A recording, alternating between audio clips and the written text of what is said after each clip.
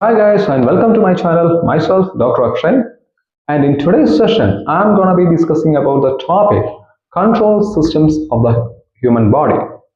So if you guys want to learn more about the functional organization of the body, then click subscribe and the bell icon. So let's do this together. So coming to the topic control systems of the body, human body has thousands of control systems in the body. So few of them are going to be discussed here now. And the first one is the oxygen and carbon dioxide control systems in the body. The how oxygen and carbon dioxide are regulated in the human body. So that's what we are going to discuss now. So oxygen. We all know oxygen is the most vital substance for our human body. And this oxygen is required for carrying out various chemical reactions in almost every cells in the human body. So here, this oxygen is transported by a protein called hemoglobin. So what is hemoglobin? Hemoglobin is an iron-containing protein. This hemoglobin is present in all blood cells. So this hemoglobin will carry out this oxygen to all parts of the tissue fluids. So if the particular tissue fluid is having more concentration of oxygen, means hemoglobin will not release its oxygen there. On the other hand, if a particular tissue fluid is having lackage of oxygen concentration, means hemoglobin will release its oxygen there. And this mechanism is known as buffering action of hemoglobin.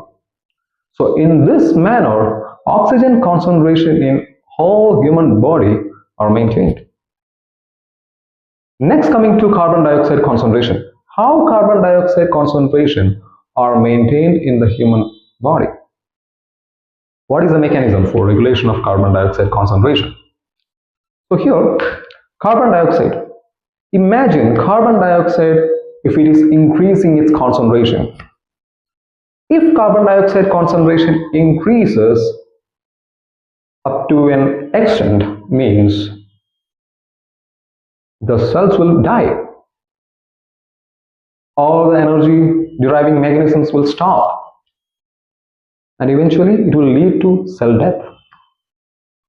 So here, if carbon dioxide concentration increases than the normal value, it will definitely excite the respiratory center. So if it excites the respiratory center, the person will breathe more rapidly. So what will happen if the person breathes more rapidly? More and more amounts of carbon dioxide which is stored in the cells will be getting expelled out. So this process will continue until the carbon dioxide concentration returns to normal. So these are the mechanisms by which regulations of oxygen and carbon dioxide concentrations are carried out in our human body. Next is blood pressure regulatory mechanism. So imagine a situation in which blood pressure has been increased to more than the normal value. So what are the events that occurs? Those events are discussed in this flow chart. So the first thing is, when blood pressure increases, more and more amount of blood will be oozing through the blood vessels. If more and more amount of blood oozes out through the blood vessels, it will obviously stretches the vessel wall. And there are baroreceptor centers, okay, at the arc of aorta and at the carotid bifurcatory area. In these areas, baroreceptors are found. When blood vessel stretches, these baroreceptors will get activated. These baroreceptors are nothing but these are a bunch of nerve receptors. These baroreceptors will get stimulated. That is the next stage. Okay. So these baroreceptors will send impulses to the medullary region. Okay. From the medullary region, what will happen? Inhibition of vasomotor center occurs. So what happens when vasomotor center has been inhibited? So when vasomotor center gets inhibited, then this will lead to decreased number of nerve impulses through the sympathetic nervous system. If decreased number of nerve impulses occurs through the sympathetic nervous system, this will lead to poor contraction of blood vessels, thus leading to more dilation of blood vessels and more dilation of the heart vessels, and thus eventually leading to decreased blood pressure. So these are the mechanisms operating when blood pressure has been increased. So what are the mechanisms operating when the blood pressure has been decreased? What are those mechanisms? Just exactly opposite to these mentioned mechanisms. So the first thing is, when blood pressure decreases, there will be relaxing of the stretch receptors. Okay, relaxing of the stretch receptors occurs.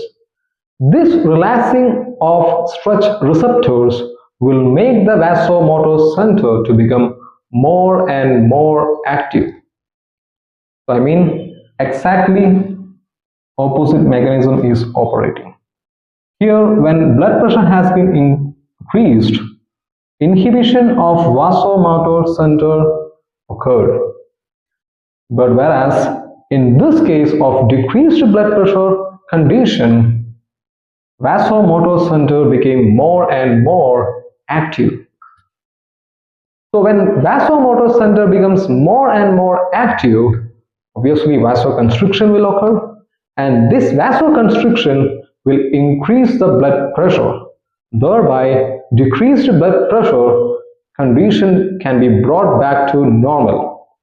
So these are the mechanisms operating in case of the increased blood pressure condition as well as in case of decreased blood pressure condition.